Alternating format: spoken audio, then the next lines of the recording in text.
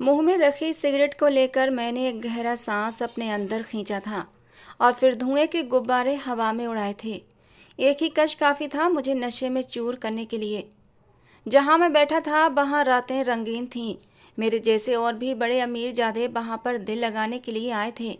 हम नशे की सिगरेट पी रहे थे, साथ में शराब के घूंट भी भर रहे थे। मैं अपने माँ बाप का इकलौता बेटा था। मेरे बाप की गिनती हिंदुस्तान के बड़े बड़े बिजनेसमैनों में होती थी। सियासत में भी मेरे बाप के हाथ पहुंचे हुए थे और मुझे अपने बाप के पैसे पर बड़ा घमंड था। शराब शबाब लड़कियां मेरी नज़र में कोई अहमियत नहीं रखती थीं। बस मैं जिस चीज़ पर हाथ रखता वो मेरी हो जाती थी। जो लड़की पसंद आती वो मेरे कमरे की रौनक बन जाती थी। आप ये कह सकते हैं कि मैं बहुत ही अय्याश टाइप का लड़का था, पैसे को पानी की तरह बहाता था। मेरे बाप ने कभी भी मुझसे पैसों का हिसाब नहीं लिया था। मेरे अकाउंट में हर वक्त लाखों रुपये पड़े रहते थे, लेकिन मैंने कभी किसी गरीब की मदद करने की कोशिश नहीं की थी। गाड़ी भी मैं बड़ी ही तेज रफ्तार में दौड़ाता था। अब भी नशे में चूर था। रात के 12 बज चुके थे। मेरी तबीयत कुछ घबराने लगी थी, शायद कुछ ज़्यादा ही नशा कर लिया था, इसलिए ऐसा लग रहा था जैसे उल्टी हो जाएगी। मैंने मुंह में छालियाँ भी डाली, लेकिन तबीयत अच्छी नहीं हो रही थी, इसलिए सोचा घर चले जाना चाहिए। ड्राइविंग के दौरान आधे नशे में था। गाड़ी चलाते हुए मेरी आंखें नींद की वजह से बंद हो रही थीं। शायद मेरी तबीयत खराब होने की यही वजह थी कि मैं नींद में था। पता नहीं चला कब गाड़ी चलाते चलाते मुझे एक झपकी सी आ गई थी। उसी दौरान एक धड़ाम की आवाज़ मेरे कानों में टकराई थी। मैंने एकदम गाड़ी को ब्रेक लगाए। मेरे सामने शायद कोई फल वाला अपनी रेड़ी समेत आ गया था। गाड़ी शायद उसके ठेले से टकराई थी, उसका पूरा ठेला उलट गया था। मेरी आंखें पूरी की पूरी खुल चुकी थीं, लेकिन नशे का असर अब भी बाकी था। मैंने अपने मुंह ही मुंह में उस फल वाले को एक मोटी सी गाली दी थी। पता नहीं गरीब लोग अंधे होकर क्यों चलते हैं। कम वक्तों को सड़क ही मिली थी चलने के लिए। हालांकि मैं नहीं जानता था कसूर किसका है, क्योंकि मैं तो नींद में चूर था। मैं गाड़ी से बाहर निकला। वो काफ़ी उम्र दराज आदमी था। उसके सारे फल जमीन पर गिर गए थे। उसका ठेला भी जमीन पर उलट चुका था। मुझे देखकर वो बेचारा सड़क से उठा और अपनी कोहनियाँ झाड़ने लगा।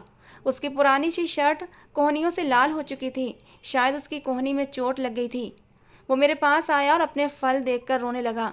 बोला, बेटा ये तुमने क्या कर दिया, मेरा तो हजारों का नुकसान कर दिया। मैंने कहा, ज़्यादा बकवास मत करो। एक तो तुम लोगों को आदत होती है सड़क के बीचों बीच गुजरने की। ये सड़क तुम्हारे बाप की नहीं है बाबा जी, हम जैसे लोगों के लिए बनाई गई है, ताकि सुकून से हम इस पर अपनी गाड़ियां दौड़ा सकें। वो कहने लगा, मैं तो अपने ही किनारे किनारे से आ रहा था, तुमने ही आकर मेरे ठेले पर अपनी गाड़ी चढ़ा दी। बेटा मैं बड़ा ही गरीब इंसान हूँ। मेरे छोटे छोटे पोते पोती हैं। मेरा बेटा बीमार है, कमाकर नहीं ला सकता। मैं ही उसके बच्चों को पाल पोस रहा हूँ। मेरा सारा पैसा तो बर्बाद होकर रह गया।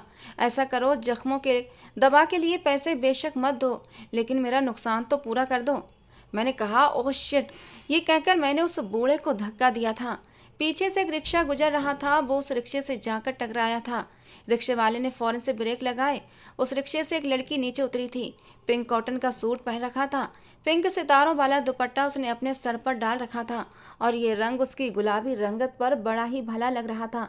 इतनी खूबसूरत लड़की थी कि उसे देखकर मैं अपनी आंखें झपकाना भूल गया था।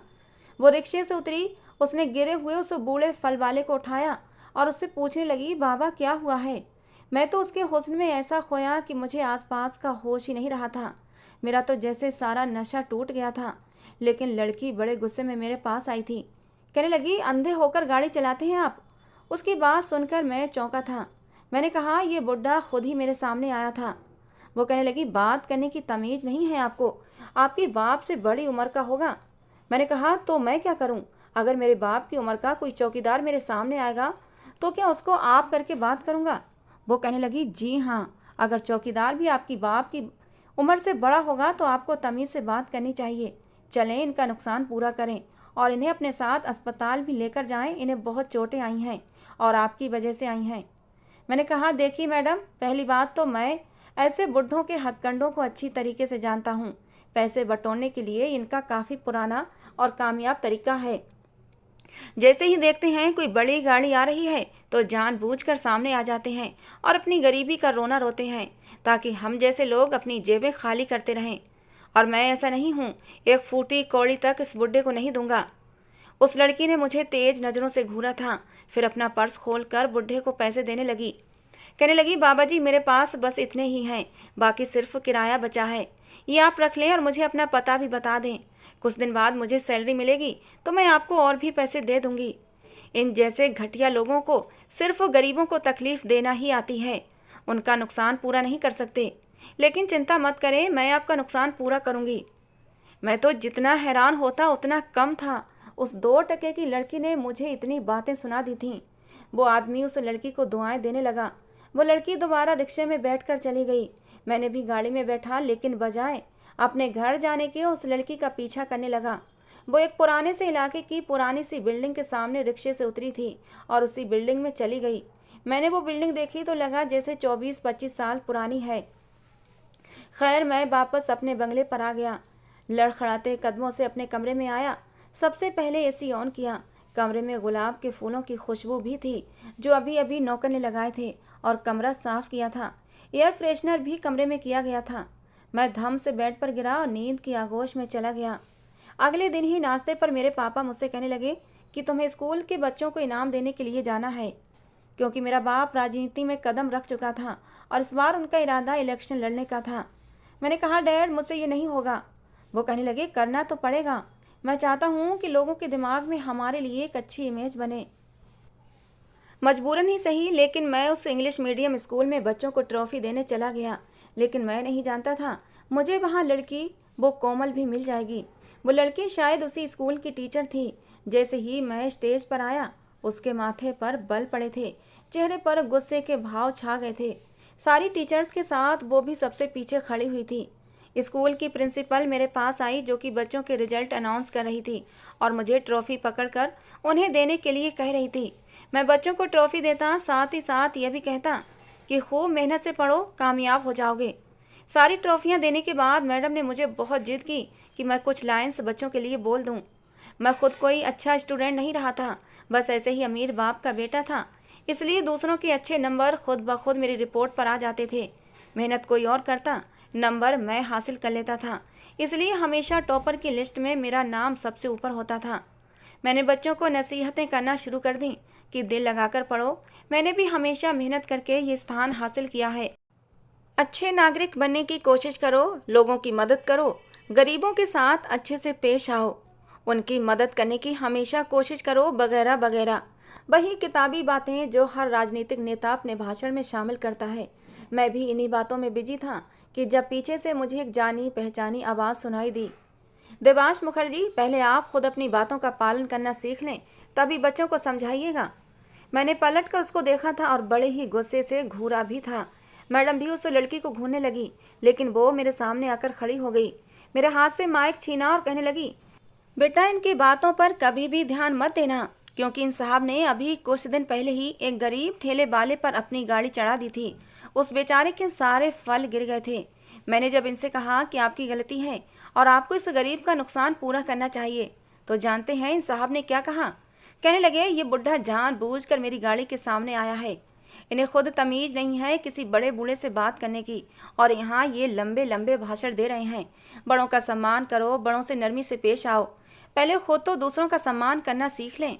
उस लड़की ने 5 मिनट में ही मेरी इज्जत की अर्थी निकाल कर रख दी थी। वहाँ मौजूद सारे बच्चे मुझे देखकर जोर जोर से तालियां बजाने लगे और शेम शेम के नारे लगाने लगे।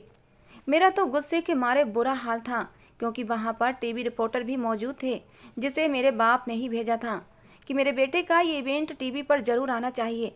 मेरे साथ साथ मेरे बाप की भी इज्जत की धज्जियाँ उस लड़की ने उड़ाकर रख दी थीं, और मेरा ये हाल था, जी चाहा यहीं खड़े खड़े उस लड़की को मजा चखा कर रख दूं। वो समझती क्या थी खुद को? उस 2 टके की लड़की ने फिलहाल तो मेरी इज्जत 2 टके की करके रख दी थी। अपनी बात पूरी करके वो उस हॉलनुमा कमरे से बाहर निकल गई थी। मैं भी फौरन से बड़े बड़े कदम उठाता हुआ उसी के पीछे गया था। जैसे ही वो स्कूल से बाहर निकली, मैं उस तक पहुंच गया था।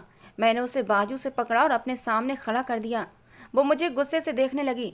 मैंने कहा, क्या बदतमीजी की है तुमने मेरे साथ सबके सामने? तुम्हें अंदाजा भी है कि मैं कौन हूँ? कहने लगी, हाँ मुझे पता है, एक अमीर बाप के बिगड़े हुए शराबी बेटे हो तुम, समझे? मैं बड़े गुस्से से अपनी लाल होती आंखों से दिखाने की कोशिश कर रहा था, लेकिन वो मुझे देख तो रही थी, लेकिन मुझसे डर नहीं रही थी। मैंने उसको बाजू से छोड़ दिया क्योंकि मेरा ड्राइवर मेरे पास आ गया था। कहने लगा, सर जी आप यहाँ से चलें, वरना वो टीवी रिपोर्टर बाहर आ गए तो तमाशा लग जाएगा। ये लड़की आपको बदनाम करना चाहती है। मुझे भी यही लग रहा था कि मेरा वहाँ से चले जाना ही बेहतर है। मैं वापस घर आया तो मेरा बाप मुझ पर गुस्सा करने लगा। कहने लगा, कौन थी वो लड़की और क्या कह रही थी, और तुम चुप क्यों थे? उसी वक्त तुम्हें उसी मौके पर उसे झूठा कह देना चाहिए था। मैंने कहा, डैड मैं सियासी दिमाग नहीं रखता, मुझे इस वक्त कुछ भी मत कहें। मेरा दिमाग पहले से ही उस लड़की ने ख़राब कर दिया है। ये ना हो कि मेरे मुंह से कुछ गलत शब्द निकल जाएं। मैं इस वक्त बहुत ही गुस्से में था और मेरा बाप भी मेरे गुस्से को देख रहा था। मैं सीधा सीढ़ियों को चढ़कर अपने कमरे में आ गया। अपने कमरे में आते ही सबसे पहले ड्रेसिंग टेबल पर पड़े मैंने 2-4 परफ्यूम सामने दीवार पर दे मारे थे। मेरा बस नहीं चल रहा था उस लड़की के साथ क्या कर गुजरूं। उसकी इतनी हिम्मत कि सबके सामने देवांश मुखर्जी को बेइज्जत करके रख दे। मैं सोच चुका था अपनी बेइज्जती का बदला उससे जरूर लूंगा, उसे छोड़ूंगा नहीं। उसका वो हाल करूंगा कि वो मुंह छुपाती फिरेगी। मैंने अपने फ़ोन से एक नंबर मिलाया, अपने दोस्त को फ़ोन किया जिसका संबंध एक गुंडों के गिरोह से था। मैंने कहा, मेरे स्कूल में एक वीडियो वायरल हुई है, सोशल मीडिया पर तुम्हें मिल जाएगी, और वो लड़की मुझ पर गलत इल्ज़ाम लगा रही है। मुझे वो लड़की हर हाल में चाहिए, उसे मेरे खुफिया फ्लैट पर पहुंचा देना। ये कहकर मैंने मोबाइल बंद कर दिया, सिगरेट निकाला और पीने लगा। आज मैंने पूरे 2 सिगरेट पिए थे, लेकिन उसके बावजूद भी नशा नहीं चल रहा था और मैं सोना चाहता था। मेरे बाप ने शायद रिपोर्टर्स को ख़रीद लिया था, क्योंकि हमारे यहाँ पैसे से हर चीज़ खरीदी जा सकती है, शराफत भी, ईमानदारी भी और मीडिया भी। अगले दिन उस रिपोर्टर ने सोशल मीडिया पर यह बयान दिया कि वो लड़की अपने फेमस होना चाहती है, इसलिए एक राजनेता के बेटे पर कीचड़ उछालकर उसने शोहरत हासिल की है। ये तो देवांश मुखर्जी है कि उसने उस लड़की को वहाँ पर कोई भी जवाब नहीं दिया। मेरा बाप ये सब कुछ करवाकर रिलैक्स हो चुका था, लेकिन मैं नहीं हुआ था। वो लड़की तो इससे भी बड़ी सज़ा की हकदार थी। जब तक कि मैं उसे अपनी हवस का निशाना न बना लेता, उसके गुरूर को अपने पैरों के जूतों से रौंद न देता, मुझे कहाँ चैन आने वाला था। अगले दिन शाम तक मुझे उस गुंडे का मैसेज आ गया था कि आपका काम हो चुका है। ये सुनकर मेरे चेहरे पर एक शैतानी भरी मुस्कुराहट फैल गई थी। मैं फौरन से उठा, अपनी गाड़ी की चाबी घुमाता हुआ सीढ़ियाँ नीचे उतरा था।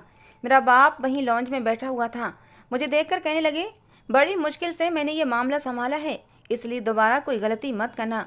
मैंने कहा, ओके डैड, नो प्रॉब्लम। मैं गाड़ी की चाबी घुमाते हुए बाहर जाने लगा तो कहने लगे, बात सुनो मेरी, देवांश। मैंने पलट कर देखा, मैंने कहा, यस। कहने लगे, उस लड़की से कुछ महीने तक तो दूर ही रहना, इसी में भलाई है। ये ना हो कि बात दोबारा से मीडिया में फैल जाए और हम बदनाम हो जाए। मैंने कहा, आप चिंता ना करें, कुछ नहीं होगा। मैंने अपने बाप को तो तसल्ली दे दी थी, लेकिन खुद को कैसे तसल्ली दे सकता था। मैं जब तक उसकी इज्जत को तार तार न कर देता, उसे बर्बाद न कर देता, उसको अपने सामने झुकने पर मजबूर न कर देता, मुझे कहाँ चैन था। मुझे तो नींद ही नहीं आ रही थी। मैंने आज तक कभी किसी से हार नहीं मानी थी। मैं जब अपने फ्लैट पर पहुंचा तो उस लड़की के चिल्लाने की और दरवाज़ा पीटने की आवाज़ें आ रही थीं। ये सुनकर मैंने अपनी जीत पर एक कहकहा लगाया था। मैंने कमरे का दरवाज़ा खोला तो उस लड़की की आंखों पर पट्टी बंधी हुई थी। उसके दोनों हाथ भी पीछे की तरफ बंधे हुए थे। वो शायद अपने पैरों से दरवाज़ा खटखटा रही थी। दरवाज़ा खुलने की आवाज़ पर वो कहने लगी, कौन हो तुम? मुझे यहाँ क्यों लाए हो? उसके चेहरे की गुलाबी रंगत इस वक्त सफ़ेद पड़ी हुई थी, शायद बहुत ज़्यादा डरी हुई थी। मैं ये देखकर हंसने लगा। उसकी इस हालत पर मुझे मज़ा आने लगा था। मैं उसके चेहरे पर डर ही तो देखना चाहता था, उसकी आंखों में, उसके चेहरे पर। मैंने उसे बाजू से पकड़कर उसे अपने करीब किया, उसके दोनों कंधों पर अपने दोनों बाजू रखकर अपने दोनों हाथों की उंगलियों को एक दूसरे में दबाया था। वो लड़की बिल्कुल मेरी पनाहों में थी। उसके दोनों हाथ बंधे हुए थे, आंखें भी बंद थीं, लेकिन फिर भी खुद को मुझसे पीछे कर रही थी। मैंने कहा, जाने मन, ऐसी भी क्या दूरी, अपने चाहने वालों को यूं तड़पाया नहीं करते। मेरी आवाज़ शायद उसने पहचान ली थी। कहने लगी, मुझे अंदाजा था कि ऐसी घटिया हरकत तुम जैसा इंसान ही कर सकता है। उसकी ये बात सुनकर गुस्से के मारे मेरा बुरा हाल हुआ था। मैंने अपने हाथों से उसके बालों को दबोच लिया। मैंने कहा, रस्सी जल गई लेकिन बल नहीं गया। तुम जैसी लड़की मैंने अपनी ज़िंदगी में नहीं देखी। इस वक्त तुम मेरे कब्जे में हो, कल को तुम किसी को मुंह दिखाने के काबिल भी नहीं रहोगी और तुम्हारी अकड़ ख़त्म नहीं हो रही। दाद देनी पड़ेगी तुम्हारी बहादुरी की। मेरी ये बात सुनकर वो एकदम चुप सी हो गई थी। मैंने कहा, क्या हुआ? जबान क्यों बंद हो गई तुम्हारी?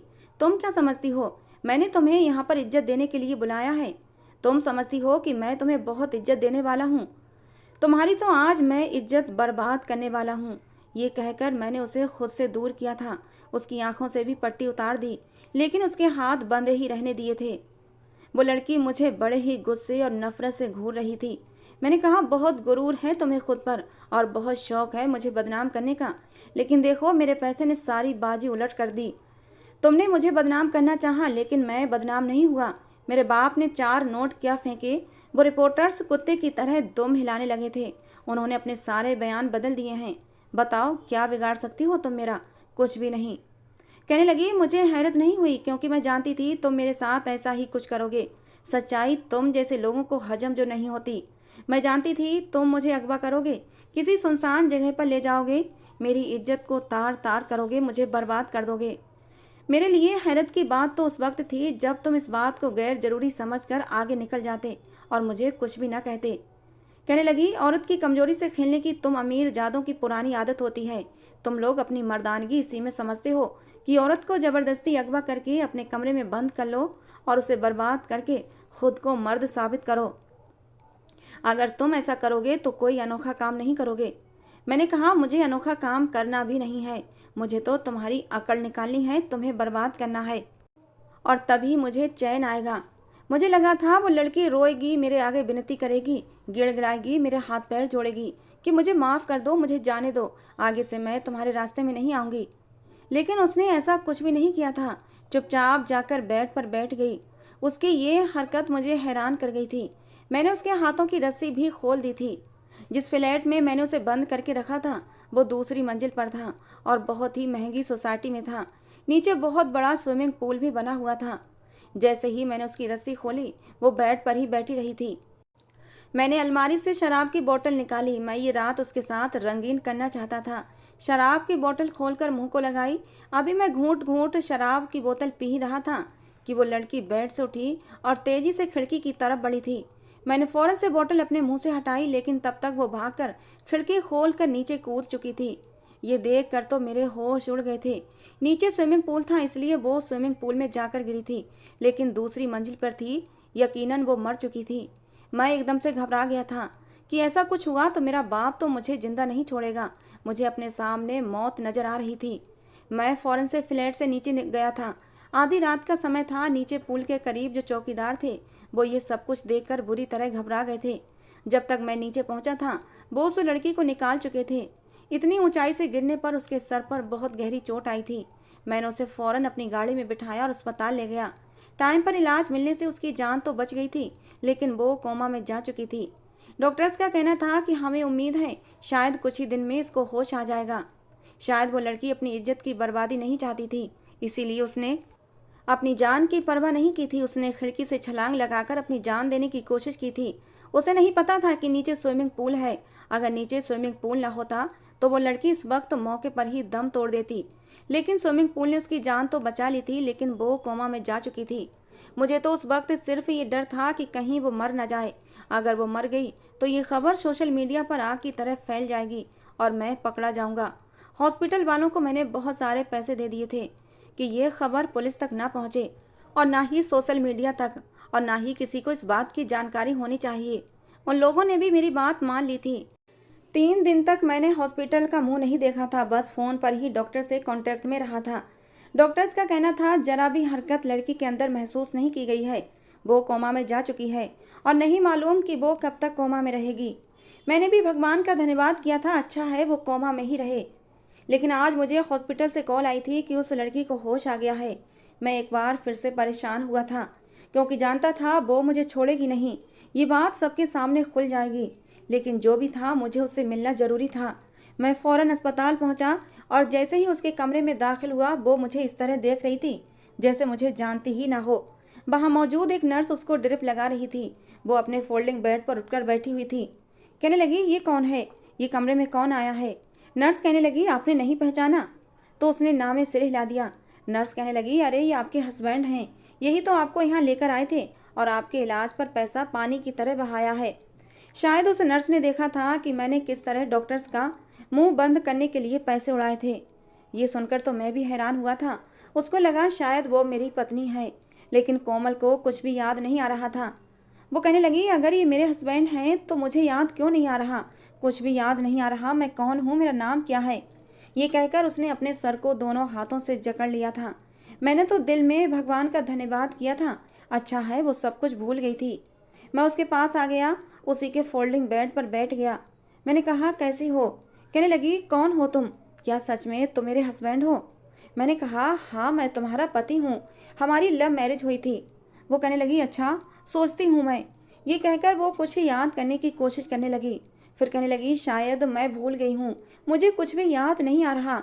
हालांकि मैं जानती हूँ पति कौन होते हैं, मैं ये भी जानती हूँ कि मैं एक पढ़ी लिखी लड़की हूँ, लेकिन मुझे याद नहीं आ रहा कि मैं हॉस्पिटल में कैसे पहुँची और मेरे सर पर चोट कैसे लगी।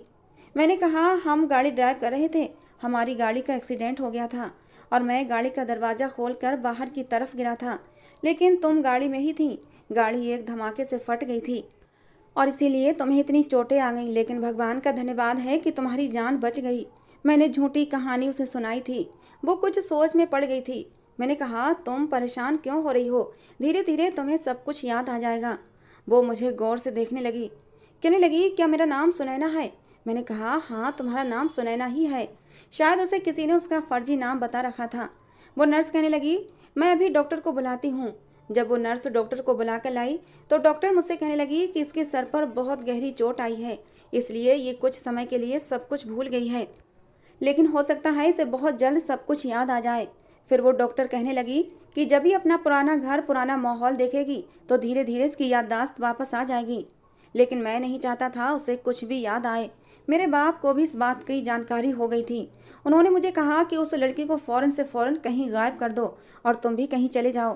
पापा ने तुरंत ही मेरी टिकट दूसरे शहर की करवा दी थी। कहने लगे, वहीं हमारा फ्लैट है, तुम कुछ दिन उसी फ्लैट पर रहोगे और इस लड़की को भी वहीं ले जाओ, लेकिन बहुत जल्द इस लड़की से छुटकारा पा लेना। मैंने कहा, जी ठीक है, मैं भी तो ऐसा ही चाहता था, मैं अपना कोई तमाशा बनाना नहीं चाहता था। इतनी तो बात मेरे समझ में आ गई थी कि इस लड़की को अपनी इज्जत बहुत प्यारी है। खैर मैं उसे अपने साथ दूसरे शहर ले गया। पहले तो मैं प्लेन से गया था, लेकिन उसके बाद मेरा ड्राइवर गाड़ी लेकर पहुंच गया था। मेरे बाप ने हर बात का इंतजाम करवा दिया था। मैं गाड़ी की पिछली सीट पर उसी के साथ बैठा हुआ था। वो शायद सफ़र से थक चुकी थी। उसके सर पर अब भी पट्टियां बंधी हुई थीं। उसके सर पर गहरी चोट आई हुई थी। मैं अपने ध्यान में बैठा सिगरेट पी रहा था कि जब उसने अपना सर मेरे कंधे पर रखा था और अपने बाजू मेरे गले में डाल दिए। मुझे एक जोर का झटका लगा था। मैंने उसकी तरफ देखा तो उसकी आंखें बंद थीं। कहने लगी, क्या आप मुझे हमारे घर ले जा रहे हैं? मैंने कहा, हाँ हम अपने ही घर जा रहे हैं। कहने लगी, मेरे सर में बहुत दर्द है, मुझे कुछ भी याद नहीं आ रहा। मैंने कहा, धीरे धीरे सब याद आ जाएगा। वो मेरे बेहद करीब थी, बिल्कुल मेरे सीने से लगी हुई थी। अचानक ही मेरा हाथ उसके बालों पर उठा था और मैं उसके बाल सहलाने लगा। वो मेरे और भी करीब हो गई, लेकिन उसकी इतनी करीब संगत पर मैं अजीब सी हालत में पड़ गया था। वो मेरी पत्नी नहीं थी, ये मैं अच्छी तरह जानता था। मेरे अंदर तो उसके लिए कुछ नफरत और बदला लेने के जज्बात थे।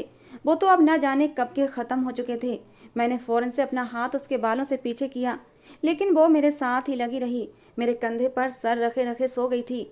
मैं चाह कर भी उसे अपने आप से जुदा नहीं कर पाया। मेरी नज़रें उसके चेहरे पर टिक गईं। बहुत ही खूबसूरत, प्यारा, मासूम सा चेहरा था उसका। उसका चरित्र एकदम बेदाग था। उसके चरित्र पर कोई भी आँच न आए, उससे बचने के लिए उसने अपनी जान देना चाही थी। कहीं ना कहीं मेरे दिल में उसकी जगह सी बन गई थी। हालांकि इससे पहले तो लड़कियां खुद ब खुद मेरी तरफ खींची चली आती थीं, ऐसे जैसे शहद पर मक्खियां भिन बनाती हैं। इसलिए लड़कियों की मेरी नज़र में कोई इज्जत ही नहीं थी, लेकिन इस लड़की की मेरे दिल में इज्जत बन गई थी। मैं अब उससे बदला लेना नहीं चाहता था, हाँ बस उससे पीछा छुड़ाना चाहता था। उसी के बारे में सोचते सोचते सफ़र कब कटा मुझे ही पता ही नहीं चला। एक शानदार बिल्डिंग के सामने मेरी गाड़ी खड़ी हुई थी। मेरा कमरा पहले से तैयार था। मैं कोमल को अपने साथ अपने कमरे में ले गया। कहने लगी, मुझे भूख लग रही है। मैंने उसे बेड पर बिठाया और फ़ौरन उसके लिए खाना ऑर्डर करने लगा। उसने बस ज़रा सा ही खाया था। कहने लगी, मेरे सर में बहुत दर्द है। मैंने उसे मेडिसिन दी। मेडिसिन खाते ही वो फिर से बेड पर लेट गई। यहाँ पर पहुँचते पहुँचते हमें रात हो गई थी। यहाँ तक तो मैं भी बहुत थक गया था। मैंने तकिया उठाया और सोफे पर जाकर सोने लगा। वो कहने लगी, आप मुझसे इतनी दूर क्यों सो रहे हैं? इधर आए, मेरे साथ आकर लेटें। ये सुनकर मैं कुछ परेशानी का शिकार हुआ था। मैंने कहा, नहीं, तुम्हारे सर में चोट लगी है, तुम्हारा मेरे पास लेटना ठीक नहीं है, क्योंकि मुझे नींद में हाथ पैर चलाने की आदत है। ऐसा न हो कहीं तुम्हारे सर में दोबारा चोट लग जाए। मैं उसे बर्बाद करना नहीं चाहता था, क्योंकि उसके लिए उसकी इज्जत बहुत प्यारी थी। इंसान के लिए तो उसकी ज़िंदगी ही सबसे बड़ी अहमियत होती है, लेकिन उस लड़की ने अपनी इज्जत की खातिर अपनी जान गंवाने में देर नहीं लगाई थी। मैं नहीं चाहता था कल को जब उसे अपनी याददाश्त वापस आए तो मैं उसके सामने शर्मिंदा हो जाऊं। और मैं ऐसा क्यों चाहता था ये मैं नहीं जानता था, लेकिन मैं उसकी नज़र में अच्छा बनना चाहता था। मैं हर जज्बे से अनजान था। वो कहने लगी, आपका नाम क्या है? मैंने कहा, राजवीर। मैंने जानबूझकर उसे अपना असली नाम नहीं बताया था कि कहीं मेरा नाम सुनकर उसकी याददाश्त अभी वापस ना आ जाए, वो मुझे पहचान न ले। कहने लगी, राजवीर इधर आओ, मेरे पास आकर लेटो। मैं उसकी बात सुनकर घबरा गया था, लेकिन उसके बार बार कहने पर मैंने अपना तकिया उठाया और बेड पर रखा और बेड के किराउन से टैक लगाकर बैठ गया। वो मेरे बिल्कुल करीब आ गई थी। मैंने कहा, क्या बात है? कहने लगी, मुझे कुछ भी याद नहीं आ रहा, इसलिए सब कुछ अजीब लग रहा है। मैंने कहा, ज़्यादा दिमाग पर जोर मत डालो और सोने की कोशिश करो। मैंने उसका सर सहलाने लगा। थोड़ी देर में ही वो नींद में जाने लगी थी। कहने लगी, तुम भी लेट जाओ, बैठे क्यों हो? नींद तो मुझे भी आ रही थी। मैं भी वहीं बेड पर लेट गया। सोचने लगा जैसे ही वो सो जाएगी मैं उठकर सोफे पर चला जाऊंगा, लेकिन पता ही नहीं चला कब मेरी आंखें बंद होने लगी थीं। होश तो मेरे उस समय उड़े जब मेरे बाजू पर सर रखे वो मेरे बिल्कुल करीब थी। एक लड़की का मेरे इतने करीब होना आम बात थी। मुझे पहले से ही अय्याशियों की आदत थी, इसलिए मुझ पर बेखुदी सी छाने लगी थी। मैंने खींच कर कोमल को अपने और भी करीब कर लिया था। मैं अब अपने होश खोने लगा था। मेरे जज्बात बेकाबू होने लगे थे। मैंने उसे अपनी बाहों में भर लिया और फिर दोस्तों, कहानी का अगला और आखिरी भाग कल अपलोड होगा, जरूर सुने। और अब तक की कहानी आप लोगों को कैसी लगी ज़रूर बताना। पसंद आई हो तो प्लीज़ लाइक करना। रोज़ एक नई कहानी सुनने के लिए हमारे चैनल से जुड़े रहना।